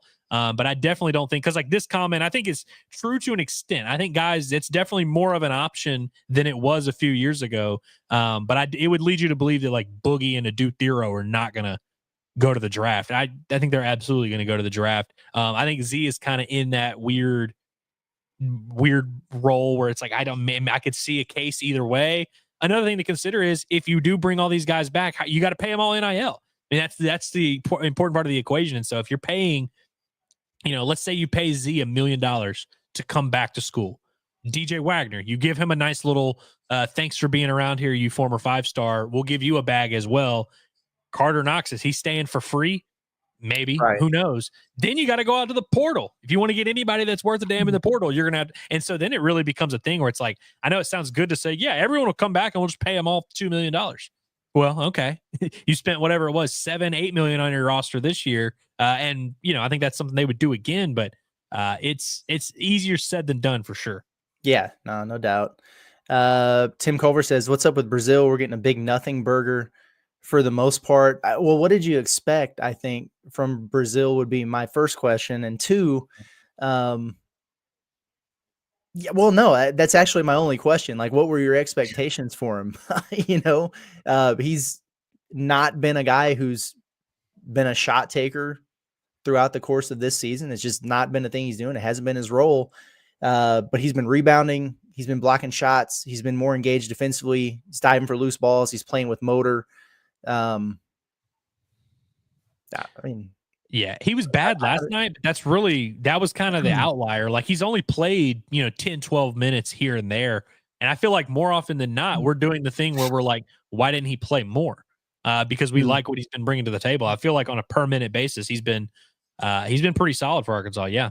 Last night, he just wasn't good, but that doesn't mean that's not how it was all year. Yeah. It's interesting that nobody's like, what's wrong with Carter Knox after he played, 30 minutes and didn't score a point. You know what I mean? I saw somebody say that they were like, well, why don't we just start Billy Richmond? Carter Knox sucks. And so I was like, well, so now you're on that as well. Yeah, why not? Trash Patty says, Curtis is an Astros fan. Come on now, Curtis. The jersey needs to be the birds on the bat from STL. You are the best in the biz. Keep up the great work. Woo Pig Suey. I appreciate you. When the Cardinals start being serious as a baseball franchise, I'll start being serious about giving a shit about them again. They're tanking. They're selling off all their parts, and they're not even good at that. They can't get rid of Arenado. They made no major league additions to the roster. It's a complete disaster, and it's not fun. And it's not the baseball that I grew up on.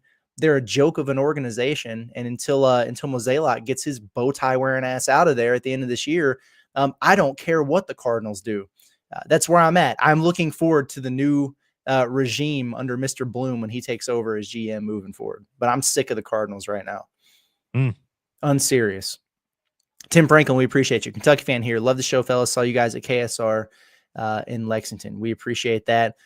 Quick one from Lane for you. After watching the baseball scrimmages, do you feel better, the same, or worse about the team? I think I feel the same, and I felt really good to begin with. So it's not like I hope that doesn't sound like a negative thing. I kind of like I was saying earlier, like I really don't think there's been a ton that's happened these last few weeks in scrimmages that really changed my opinion on anybody. There's been some good things like Kendall Diggs. He didn't play at all in the fall coming off of surgery. It was good to see him play well, but like I knew Kendall Diggs was good at baseball. All the guys that you expect to be good have looked good. But I wouldn't say like I feel vastly different about any of them. Especially, and again, I'm trying just really to be as measured as I can, because this time last year, I would have led you to believe that Mason Molina was going to be awesome for Arkansas and Brady Tiger wasn't going to be bad. And so I'm really trying to like catch myself. But if there was one thing I feel definitely better about, it's that this starting rotation is very good, very well rounded. And I really like the pieces they have. And I'm going to feel good about whoever that fourth guy is that's going to get left out. Yeah. Ryan McDaniel, he says, I'm watching Bull Durham, Major League, and Sandlot this week. This is my yearly tradition leading up to baseball season. What movies would make the cut for you guys? If we're talking baseball, that's a pretty good starting point. I would be hard pressed to pick a better three for baseball. Yeah. Basketball, I'm a big Coach Carter guy. I get very fired up about Coach Carter. Loving basketball, just the beautiful tale of Quincy McCall and his journeys. But yeah, baseball, I don't think I have anything better than this. Like I really enjoy a lot of baseball movies. Moneyball, I love. Angels in the Outfield, I used to love. Field of Dreams, obviously. I mean, there's a lot in there, but these are three really good ones. Yeah, I watched Major League about Ma- 2 weeks ago. I Major League's watched my it not favorite. too long ago. It was, I mean, it's a classic. It's always good. I also sometimes forget how much better it is than the ones that came after. Because Yeah, every now and then, like the like Major League 2 will be on TV or whatever, and I'll like kind of watch it. I'm like, okay. But like Major League was just so good. I watch Moneyball probably close to once a year. I don't do like a scheduled like, oh, baseball season's coming, I need to watch it. But I end up watching it probably once every other year at least. Um, Trying to think. I feel like there was another baseball movie, but no, yeah, these are three greats. I'm actually probably going to watch Bull Durham here soon because Hillary has not seen that. oh wow, yeah, that'll be a good one then. So how often do you watch Coach Carter? Like, do you watch like every few years? Yeah, yeah, every couple years. Our biggest fear is not that we're inadequate. It's whatever, the Powerful whole beyond speech. measure. Yeah. Yeah. That's it's a great film, man. Ends in heartbreak. I don't want to spoil it for anybody, but hey. Oh, we ran into this the last time we were talking sports movies on the show about baseball movies, and somebody was like, I can't believe y'all are getting through baseball without bringing up Hardball. Hardball is one of my all-time favorite movies, and I haven't been able to forgive myself for have not brought it up before. So I'm bringing it up now. G baby, we love you. Keanu Reeves, nice work. I loved Hardball, man. So it was a fun movie. I like that. The student section says, which player on the basketball team would be the best baseball player and vice versa? Immediately, what jumped into my mind was DJ Wagner. He just exactly who I had. I was like, I feel like he's DJ the Wagner. guy that's like good at everything. Like he's probably a quarterback and can probably handle the lumber a little bit. Like he seems like he's pretty good at everything. He seems, I mean, just very coordinated, well-rounded athlete. Also, I was thinking about him because he's 6'4", kind of long, rangy. Mm-hmm. Could see him, having some power in that swing. But I could also see him. I mean, if he wanted to pitch, I'm sure he could do that. You think Big Z would be a nice setup guy? Just bring him in for one inning. I would. There is nothing that would make me happier. That'd be crazy. Would make me happier. I was talking to Randy, who I shouted out on the show yesterday, and he's from the same area as the Wiggins boys. And he said Carson was a good basketball player. Both of the Wiggins boys played basketball, but he was like Jackson might have like really been able to play basketball. Like if he had wanted to, probably could have went and played somewhere. He was like 6'6" and had a 40-inch vertical. That alone, like you can play basketball if those are the two things you have. And so those guys are interesting. I mean, outside of the Wiggins boys, I don't know if there's anybody that I really think could play basketball. Basketball is a really tough sport to just throw someone into. I mean, baseball too, frankly, but yeah, both these things are true. It's always easier to look at different guys and be like, oh, who would be the best football player, or look at football players and say, oh, how would that translate to hoops or whatever. But yeah, I'm with you there. Okay, we found it. Student section says, am I the only one who's not really impressed with Janai Broom? A lot of his buckets are spoon-fed by the guards. He lacks a lot of athleticism and has a subpar post-up game. I don't know about the subpar post-up game. Like the dude he's nasty in there with the footwork. He is not very athletic, though. You're right about that. Like he doesn't get up off the ground very much. I wonder if Big Z, if his length in there at 7'2" can maybe impact that a little bit and give him some problems. But he's super skilled, super smart, and he's come a long way with his perimeter skills. And now he's knocking down threes, and so that makes him more of a threat in the pick and roll game and the dribble handoffs. He's come a long way, man. He's good, and you say a lot of his buckets are spoon fed by the guards. He's got to do his part too about J cutting into open space and flattening out in the dunker spot. Those things are important, and then sealing and getting position so the guards can enter it into him for an easy layup. He does his early work, and he's one of the best in the country about doing his early work and getting to his spots in his position. But there's a reason why he's like a 6th year senior or whatever, and he's not in the league yet. So to your point, like in terms of just being like immensely talented or a super athlete or whatever, no, he's not that at all. So I can see where you're coming from, like where you watch him and it's like, this guy's putting up ridiculous numbers. What the hell? And then you look at him and you're like, so how? He gets it done, brother. And that's just how, like, that's in college sports. There's always the guy who's like just kind of mastered the college game. I think Janai Broome is that, where it's like, if you're saying, hey, is he going to be able to take what he's doing now and do it at the NBA level? No. But like, I think he's just one of those guys who's like super overqualified for college basketball, but maybe not necessarily going to be like a great pro. But I just think he's kind of figured out. He knows where to be. He knows what shots he can make. He knows his skill set very well. And those guys are always dangerous regardless of position. But when you have a guy who's long and athletic like Janai Broome, it's a scary combination. Yeah, for sure. A couple funny ones here. That SCT says the summer of Natty State's death was wild, just crazy shit. I didn't know if John would make it through. He was going through it. Dalton's Motorsport says, never forget the John Neighbors, America's most wanted tall tale. People are literally sending me DMs and like, so wow, like John's really going to federal prison for credit card fraud and all this stuff. And I'm like, no, no, I don't think that's the case, man. Just absolutely crazy stuff. Asked about Scotty. Nothing happened to Scotty. He's still alive, as we know. Yeah, I mean, he got another job and he's doing well. Hung out with him recently, actually. Got 4 kiddos, got a wife, and he still dabbles a little bit. I know every now and again, like the AP will need somebody to cover a game, and he'll be at Bud Walton and he'll write the story for that and everything. But we were all in different positions at the time. And that's the other thing about this. The door was always open. It will always be open for Scotty to join us. But the 3 of us were in a different spot in terms of being able to kind of, wait it out a little bit and then relaunch this thing and kind of grind through building it back up. Dude's got 5 mouths to feed. Like he had to take care of his family and he did what was best for them. And he's thriving, and we'd love to have him back on the pod, the show, anytime that he wanted to. And we'll see what the future holds. But no, Scotty's good, man. He's hanging in there. Let's see. I'm scrolling. Here we go. Dabbing Rhino. Maybe that's the. He also just had another one later. So yeah, he figured out his issue, whatever it was. Okay. Also asked about TB, and we talked about him.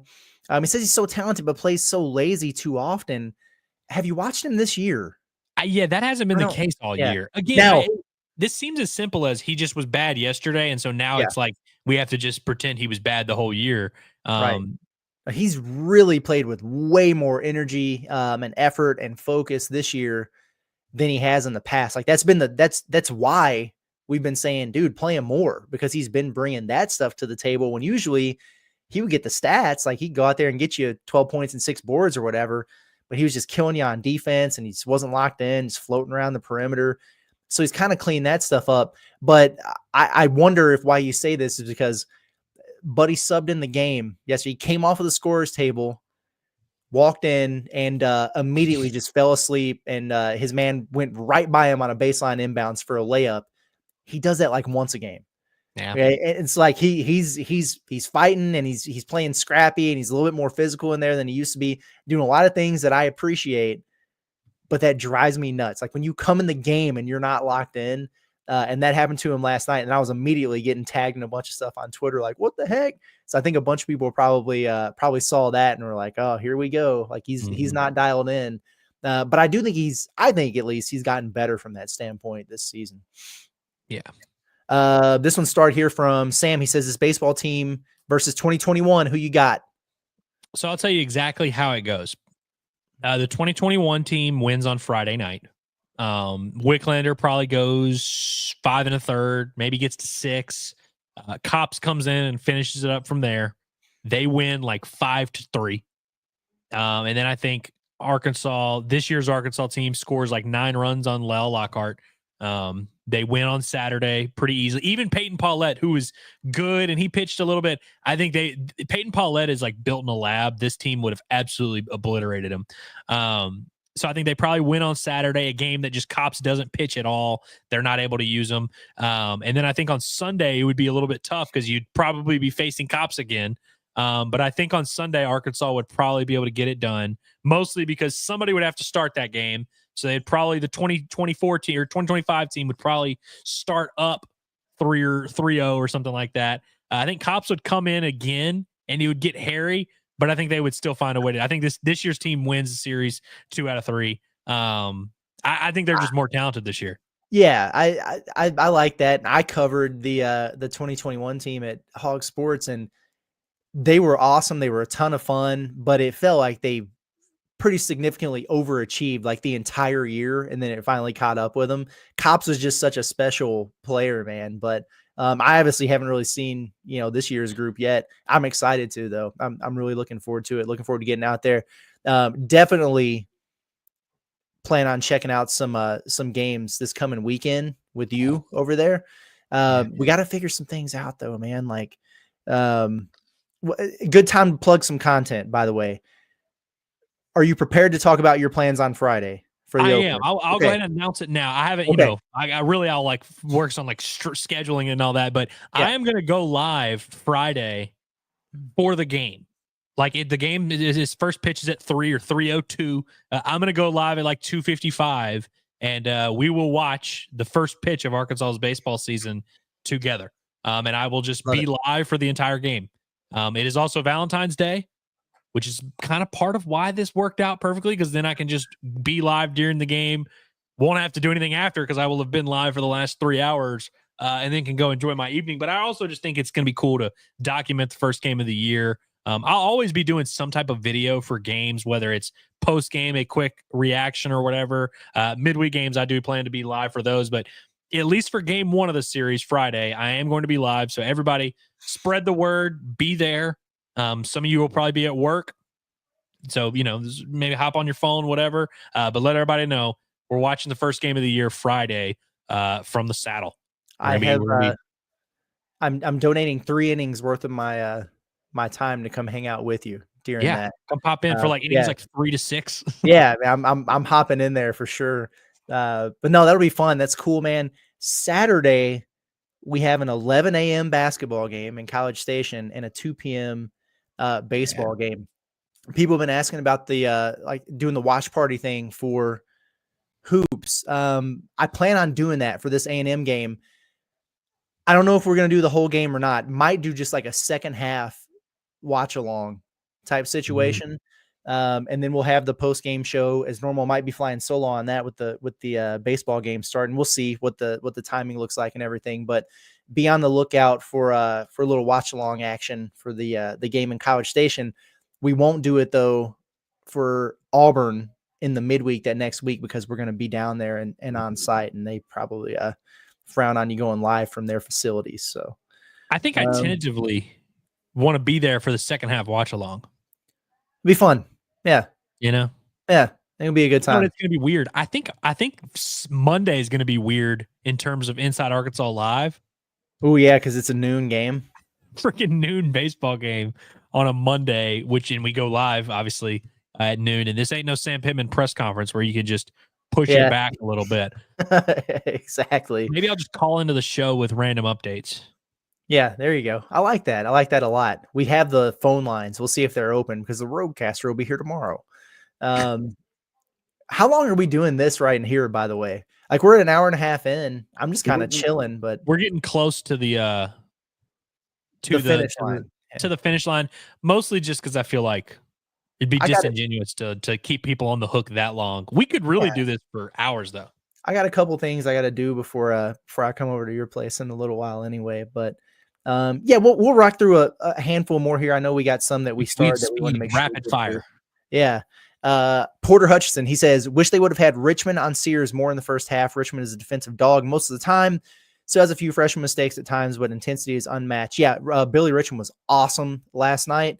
The reason I would be hesitant about that because he would have fouled out in like 6 minutes. That's the only thing about him. He's got that Jordan Walsh in him, man. He comes in and he's a great defender and he's tenacious, but very handsy young man. So he gets whistled for those fouls, but I thought he did a really, really good job on Sears, to your point. And that was one of the things about him. It's a dude who's one of the leading scorers in the SEC, averaging 19 a game. You hold him not only to 11 points, but he was inefficient, and you got 6 turnovers out of him. Arkansas did a great job on Mark Sears. That was one of the recipes for success there for the Hogs, and it's kind of why they were able to make a run and come back there.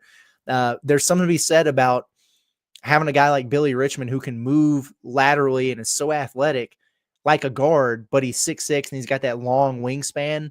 And yeah, he's tough as nails, no doubt about it. JT Hazelwood, who is who is this? Do we know this? What's going on here? I can't wait to see you later, buddy. just to reminisce on Alumni Hall. Hazelwood says if we blow LSU out by double digits Wednesday, and they should, he says it would only be right if the last team Matt McMahon lost to was Arkansas, just like Will Wade. McMahon is done after the season either way. Yeah, I think you're right, man. I think he's out of there. I can't believe how they lost yesterday. I almost brought that up on the show. I just was watching the ESPN ticker at the bottom and I noticed they were up, I guess whatever it was, like 8 with like 2 minutes left or whatever. And I was like, oh man, good. Yeah, LSU really about to just pull off a random. And I was like, that's a tough loss for Ole Miss. And then to see that they lost, I knew something crazy happened. I didn't see until we were done with postgame how it happened. That stinks, man. Yeah, that was insane. And that's a killer for them. Doesn't it feel like? I mean, they were done anyway, but like you have an opportunity to pick up a big win like that and you freaking blow it. And oh man, it's going to be tough. And not to mention the one team you've beaten in SEC play, you're about to lose to. And you know, if it goes as Hazelwood is saying and Arkansas blows them out, it would also just start to really add up. And so I don't know how, LSU can come out of this season and be like, we're headed in a good direction. Yeah, no, for sure. Beef Cheeks says, appreciate you guys. Thanks for the photo op yesterday at Baum. Ellis, the wife told me to get an Ussy. That's what that's supposed to say, I believe. For the gram. I didn't understand half the words in that statement, but damn it, I got the photo. Oh, Ussy. Yeah, got it. Okay. Yeah. Yeah, I did meet Beef Cheeks yesterday. Love that. Which is funny because like I always love when people will introduce themselves as their actual name and then they say the username and I'm like, oh, okay. Where like if you introduce your name, it's like, oh, you know, a lot of times I just don't know. But I always appreciate it when people it's kind of weird, you know, having to say your username, but I always appreciate that way more, especially from when we were in on a message board back in the day when there was really all usernames there.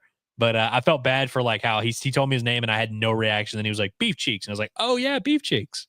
But it's good to meet folks at Baum always. Yeah, no doubt about it.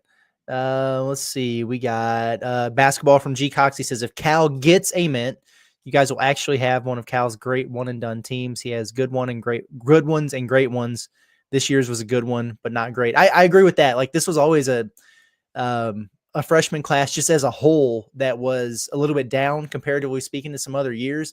That it was viewed the same way, I think, at Kentucky before he left when he had all 6 of those guys where it was like, yeah, I mean, good players, but this is not your Grand Slam classes that he's brought in the past. I think Malik Thomas and Darius Acuff are the real deal. I think they're kind of at another level. Really excited about them. If they added Nate Ament to that, that would certainly help the cause there. I don't anticipate that happening, but they're still actively recruiting him, so we'll see. But it would be fun then. It's going to be fun either way to see how he kind of builds out the rest of the roster through the portal with returners and what the pieces look like there. I've always felt like this was going to be Arkansas's least talented team under John Calipari, which I think is saying something because they're still, they're still pretty darn talented. Quinn, our Auburn fan, and thank you again, buddy. He says, I think our letdown game, our being Auburn, was against Florida, crazy enough. And as crazy as that sounds, Bruce even said it after the game yesterday. They were due for one, man. I mean, my goodness, they just got to a point there where they were just beating the crap out of everybody. Not really even being challenged. I know they had a couple games. I think at Texas was a close one for them early on. I'm sure they might have had another couple mixed in there where they didn't play as well as they wanted to, but it was just an absolute buzzsaw. Then they lose Janai Broom for a couple games. They're still beating the hell out of people. And like they were due for a stinker. They got that one out of their system. I still wonder though about as jacked up and emotional as that game is going to be against Alabama, how long it takes them to kind of replenish the tank after that one. If you're an Arkansas fan and you're looking for a reason to believe that they can hang around in this one and make it pretty interesting, I think that would be probably part of the equation. Yeah. Throw us a bone, Auburn. Like, just relax. We all understand you're good. Even after a loss, we all know how good you are. Just throw us a bone. Don't hurt the metrics, Right. for the Razorbacks here. Davin Rhino's back in there. Yeah, I know he's having the situation earlier. He said, I'm not upset about it. We're just saying I love to watch y'all, and thanks for doing great work on that $10 one. Well, we appreciate you, man, for sure. And we want you to get the bang for your buck if you're gonna put it out there, no doubt. But thank you for the support. Well, he did follow up. Oh, there we go. We really got him set up. So now okay. Now hang we'll on. go to sleep tonight. Wait, did I speak too soon about this guy? Hold up. I'm a Cubs, Hogs, and Bears fan stuck in Arkansas. That's a tough existence. Yeah. Interestingly enough, I have several close friends back home in McCrory who are the exact same way. They're Cubs. Yeah, Hogs and Bears. Where's the Bears coming? Because the Cubs at least do seem like a team that has a kind of national fan base. But how did the Bears go about? I wonder if it's just like people don't like you don't have an NFL team or whatever to root for, and so it's like, oh well, I'm a Cubs fan, so I might as well stick with Chicago or something. I don't know. How do you feel about the Bears? I don't feel much about them, honestly. They haven't been good for most of my lifetime. I like the uniforms, but I don't know. I have no issue. I have no positive or negative feeling on the Bears, frankly. Me either. I'm actually kind of positive with it when it comes to Cubs, though. What do you think about their quarterback, though? I think he's okay. I think he's fine. I don't think he's a generational talent. I think he's going to end up being a competent quarterback, but I don't think he's a franchise mover. I feel you. Cuck the Fubs. Sharkensaw says, love some basketball talk. Yeah, this has been good. And anything is fair game. I know we said that at the top, but I think we'll make a semi habit of this, and it's not always going to be on Sunday. It's like baseball is going to be playing every Sunday here moving forward, but we'll start picking some times to have an evening stream or something where it's straight up Q&A. Because we legitimately do really appreciate everybody for just rocking with us. And there's so many everyday comments that we just don't have time with everything to get to them all. And we don't want you guys to feel left out or feel like we don't care or whatever. We do. And so that's why we're doing this. But I think we should commit to do it every time that baseball plays a Thursday through Saturday series. We should just go ahead and schedule out. Or if there's a rain delay or whatever, if Arkansas baseball is not playing on Sunday, it should be a given that we're doing this. Yeah. Yeah. No, I'm with you on that one. We had a couple more from, listen, y'all don't get my man fired up about Auburn here. Yeah. Janai Broom, guy has no clue how good Broom is, dictates our offense from the 4 and 5. Broom is very good. He's not an elite NBA talent. I think we can all agree on that, but it's either him or Cooper Flagg for National Player of the Year, right? I think it's down to probably those two. And frankly, I would go Broom. Because imagine the numbers he would be putting up in the ACC, which is a bum of a league now. And then he also pointed out there that the Arkansas game, careful by saying Arky, people get mad at you. I don't care. People get mad at you. He said the game is on Wednesday and not Tuesday. I think that benefits Arkansas, honestly, because they're going to be in College Station on Saturday. So it's like the double road trip thing. So getting that extra day will be good for them as well. But okay. Are you happy? Are you content? I'm content. I think I am. And, we left enough meat on the bone where people still have to keep tuning into Inside Arkansas Live every day, still keep watching Pot of the Palace, still keep watching Baumbastic. But it was good to kick it with the folks for a while. Yeah, I think it was. Well, we appreciate everybody for taking a little time out on a Sunday, hanging out with us. We'll continue to do this. It's been good. Enjoy the Super Bowl. Yeah, I said it, or the big game, whatever we're supposed to call it tonight. My advice, just don't bet against the Chiefs, man. Just don't bet against them. Whether your heart wants it to go a different way or not, they just seem to always do this thing, right? I will be betting on the over/under Taylor Swift sightings and anything else prop-wise that Andrew tells me to. I'm sure we'll talk about it tomorrow. But I need to do some research before I get my official statement on the NFL props. That's why I'm popping to your spot early. That way we can discuss this and with plenty of time. So Andrew, I'll see you in a little bit, buddy, and appreciate you for hopping in. Appreciate everybody for tuning in as always. If you're not subscribed to the Inside Arkansas YouTube channel, do that while you're here before you get out of here. If you're listening to this, I feel like you should be, and if you're not, I mean, come on, it's just click a little button. It's okay. And get that notification bell on. That way you know whenever we go live, because we do it pretty frequently. But we're out of here. It's been Andrew Ellis, Curtis Wilkerson, Inside Arkansas. Y'all have a good day. We'll see you tomorrow for Inside Arkansas Live.